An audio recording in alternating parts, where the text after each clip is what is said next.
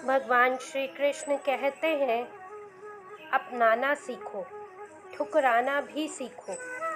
जहाँ पर इज्जत ना हो वहाँ से उठकर जाना भी सीखो। खुशियों का कोई तय रास्ता नहीं होता, लेकिन हर इंसान को अपने लिए खुद ही रास्ता बनाना होता है। यह बात जिसने जान ली, समझो खुशियों ने उसका पता लिख लिया। जितना त्याग करोगे उतना प्राप्त भी करोगे।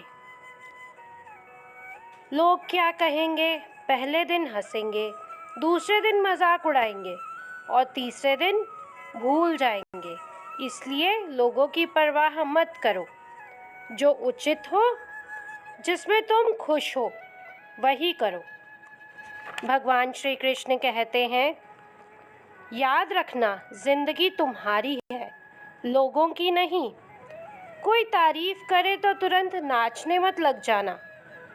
याद रखना, तारीफ के पुल नीचे मतलब की नदी बहती है। समस्याएं हमारे जीवन में बिना किसी वजह के नहीं आती। उनका अपना एक इशारा है कि हमें अपने जीवन में कुछ बदलना है। भगवान श्री कृष्ण कहते हैं, जो आज आपके लिए है ही नहीं, उन्हें ज़बरदस्ती पकड़ने से क्या फ़ायदा। भले ही जीवन भर अकेले रहना पड़े, लेकिन ज़बरदस्ती किसी से रिश्ता निभाने की ज़िद मत करना। ओम नमो भगवते वासुदेवाय।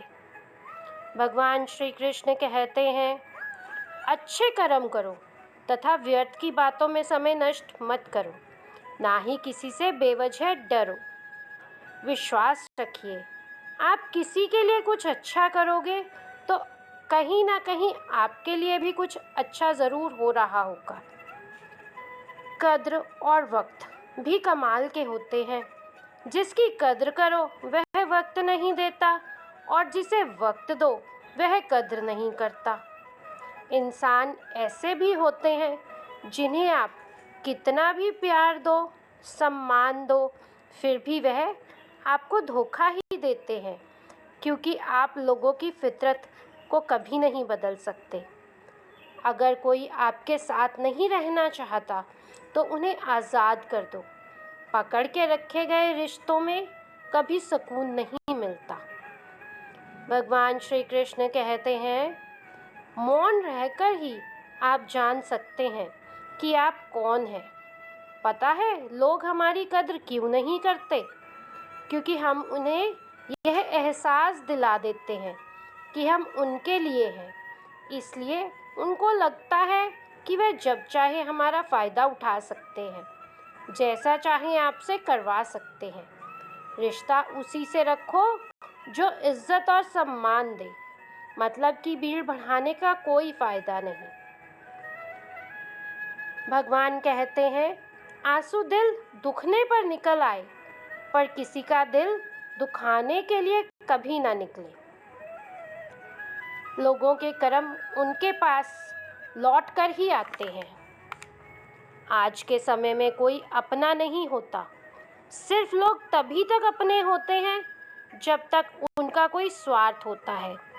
जब आपका होना ना होना बराबर हो जाए, तब आपका ना होना ही बेहतर होगा। समय कभी नहीं रुकता। यदि बुरा समय चल रहा है तो कल अच्छा समय अवश्य आएगा। आप केवल निस्वार्थ भाव से कर्म कीजिए और वही आपके हाथ में भी है।